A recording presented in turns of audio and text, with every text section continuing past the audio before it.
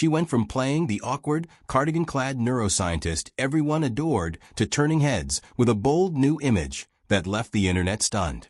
But Mayim Bialik's story goes far deeper than a makeover. She's a PhD neuroscientist, a survivor of a hidden battle with anorexia, and a woman who walked away from one of television's biggest hosting jobs rather than compromise her principles. So who is she today, and why is everyone talking about her again in 2026? This isn't about fashion or fame. It's about reinvention, resilience, and the remarkable journey that brought her here. Let's rewind, because you cannot understand the woman causing a stir now without understanding the girl who refused to play by Hollywood's rules from the very beginning. Long before she was Amy Farrah Fowler on The Big Bang Theory, she was a teenage actress on the hit 90s sitcom Blossom, a show that made her a household name before she had a driver's license.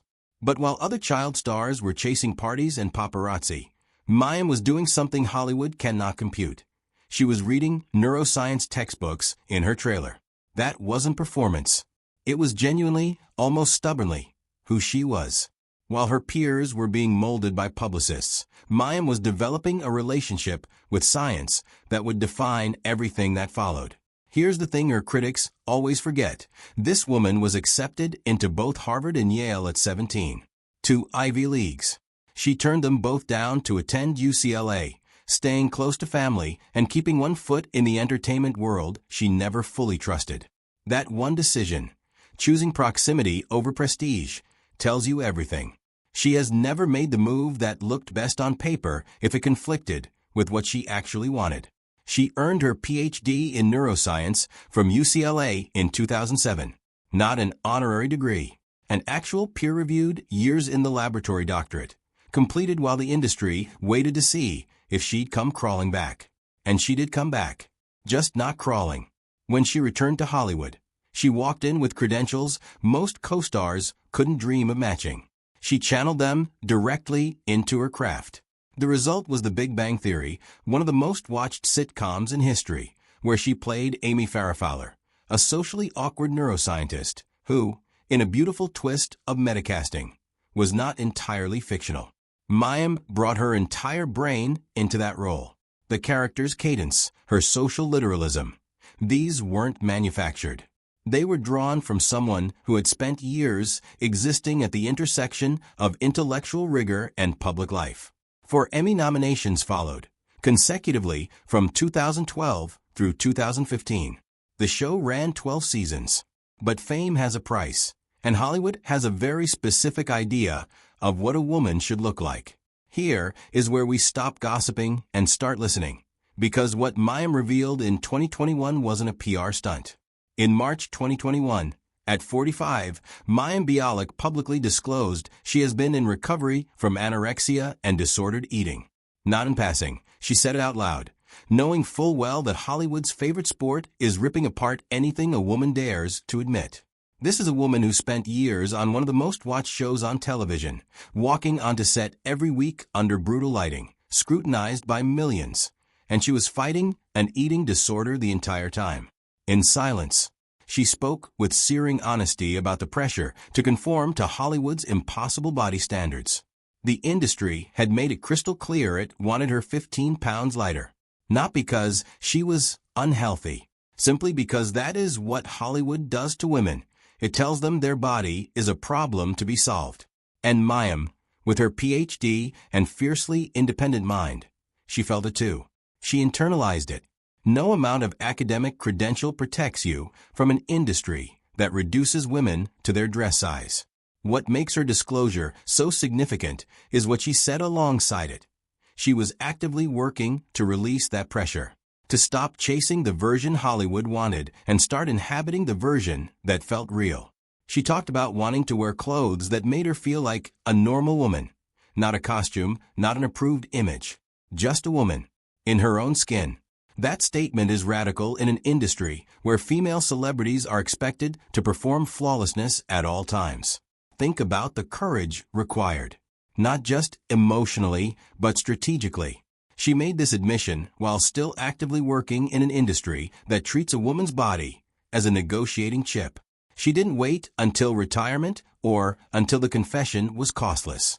She said it while still showing up, still working, still being looked at. Her recovery is ongoing. It is not a neat before and after story. It is a daily, lived experience, the kind that makes for an extraordinarily meaningful human journey. Now let's talk about what everyone's actually seeing, because the visual shift has been impossible to ignore. This isn't about weight loss content or toxic diet culture transformations. This is something far more interesting. A woman who spent years dressing to disappear and is now dressing to arrive. For years, Mayim was photographed almost exclusively in dark colors, safe, professional, deliberately understated. Black dresses, muted tones, clothes that communicated serious intellectual, without a whisper of "look at me." That made sense, given her internal battle. When you're fighting to feel comfortable in your own body, the last thing you want is your outfit drawing attention. But since 2025, the woman has fully arrived. She has been photographed in colorful, figure-flattering silhouettes, more vibrant, more celebratory, more her. And then there's the hair. In 2023, Mayim revealed she uses hair extensions to change up her look without committing to scissors. The revelation sparked passionate response, partly because it was relatable, partly because it showed a side audiences rarely see. Playful, experimental, genuinely having fun with her appearance rather than being ruled by anxiety. Because that's the real story underneath the style evolution. The colorful dresses and extensions aren't celebrity vanity. They're acts of self-reclamation. Every time Mayim steps out in something that makes her feel good, she is pushing back against years of messaging that told her she wasn't enough. Fans have noticed. Comments have ranged from enthusiastic to emotional people, recognizing something that resonates with their own experiences of learning to inhabit their bodies with grace. As one viewer put it, Mayim is to me a very complex and interesting lady who has the courage to be exactly who she wants to be. Good for her. But here's what's wild. While Mayim was healing her relationship with her body, her public life was imploding. In October 2017, at the height of #MeToo, Mayim wrote a New York Times op-ed about navigating Hollywood as a woman who didn't conform to beauty standards. She wrote about dressing modestly, keeping distance from party culture, and strategies to feel safe.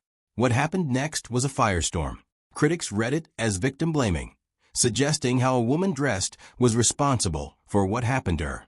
Mayim's intentions and the public interpretation split violently apart.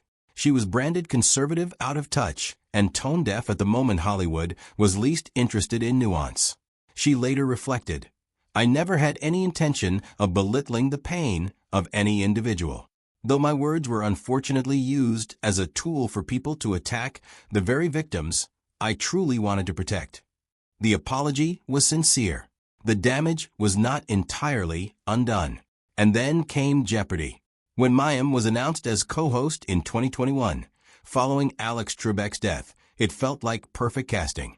A neuroscience doctorate holder who played a scientist on a beloved show, stepping into one of television's most intellectually prestigious roles. Logical, right? Except longtime Jeopardy devotees were not ready to accept her. Her hosting style was relentlessly compared to Ken Jennings. Every gesture was dissected by an audience that had decided she wasn't their host. There was also a more uncomfortable dynamic. Mayim had made public statements about certain health topics that drew criticism from medical professionals. Those statements followed her onto the Jeopardy stage and were used to undercut her authority. The irony that a woman with an actual neuroscience doctorate was being questioned on science credentials was not lost on her defenders. She spoke later. The intense attention poured onto my every gesture, every misstep, or even every smile on that stage made me feel like I was standing before an unforgiving jury. And then, in a move that speaks volumes, she walked away from the money and prestige when it conflicted with her principles. In 2023, as the Historic Writers Guild of America strike paralyzed the industry, Mayim stopped hosting Jeopardy in solidarity with the writers rather than cross the picket line. Sony executives were not happy. The rift was irreparable. By end of 2023, her contract was terminated, And Ken Jennings, who continued working through the strike, earned the permanent role. She walked away from one of television's most famous seats to stand with the writers. It cost her the job. She did it anyway. So with the op-ed fallout, the Jeopardy exit, and years of personal healing happening simultaneously, what did Mayim actually do? She didn't scramble for the next high-profile gig. She sat with herself. And then she built something new. In early 2021, right around her eating disorder disclosure, Mayim launched Bialik's Breakdown, a podcast that has become one of the most genuinely useful mental health platforms in the celebrity space. She uses it exactly as you'd expect a neuroscientist turned actress turned advocate to use it. A space where science meets lived experience, where research is discussed alongside honest personal disclosure. She's talked about depression after the media scandals, about self-doubt, about therapeutic methods that actually helped. And crucially, she hasn't done it with a polished remove of someone safely on the other side. She's done it mid-journey, still figuring things out, still working through the complexity. Facing trauma and finding ways to interpret them through a scientific lens helped me find the peace I had missed while at the peak of my career, she told listeners. That is the thesis of her transformation. Science, honesty, the slow, unglamorous work of healing. And then in 2022, she wrote and directed her first feature film, As They Made Us, a deeply personal exploration of family breakdown, complicated grief, and the long process of forgiveness. Critics praised her direction with notable sincerity. It starred Constance Wu and Peter Gallagher, telling you people with nothing to prove agreed to show up. This wasn't a celebrity vanity project, but filmmaking demonstrating real emotional intelligence and storytelling depth. Quietly running underneath all of this has been her long-standing commitment to veganism.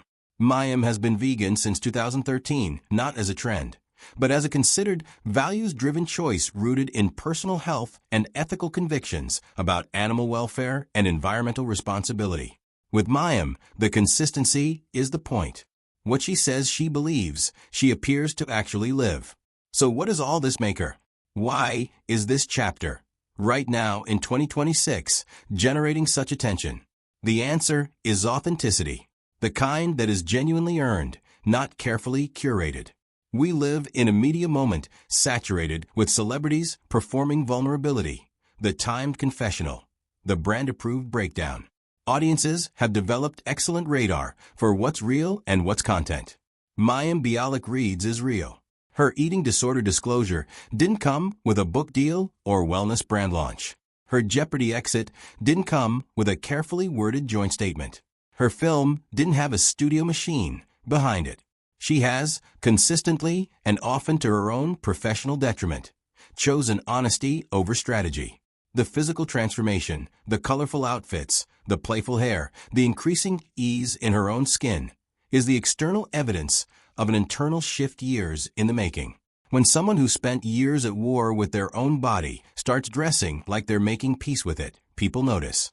This is not a story about getting thinner. It is a story about a woman who looked at the 15 pounds Hollywood wanted her to lose and said, eventually painfully, after a lot of work, no, I am not performing this body for your comfort. I am going to wear color, feel like a person, and exist on my own terms.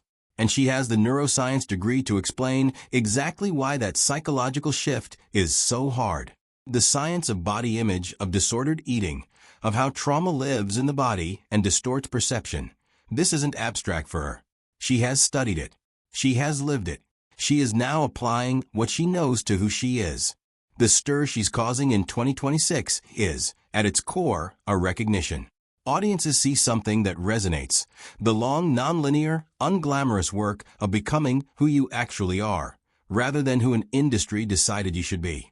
In a landscape full of perfectly packaged personal growth narratives, Mayim's journey has the marks of something real. The wrong turns, the public failures, the years of quiet struggle before the visible breakthrough. Mayim Bialik's transformation story doesn't end with a neat resolution, because it isn't over. Recovery from an eating disorder is lifelong. Rebuilding trust is slow. Finding your creative voice after years of commercial television is a process. She is, by all visible evidence, still mid-journey. And maybe that's exactly why it's causing a stir. In a celebrity culture obsessed with the finished product, the fully formed comeback, the picture-perfect reinvention, Mayim is offering something rarer, the view from inside the work itself. The colorful dress before the full healing is done. The honest podcast before all the answers are found. The film made from the wound, not from the scar. She isn't asking for our approval. She gave up waiting for Hollywood's approval long ago. What she appears to be doing instead is much quieter and more radical, living publicly as a person in progress. And for a generation tired of polished, algorithm-approved personal growth, that is genuinely something to stir about.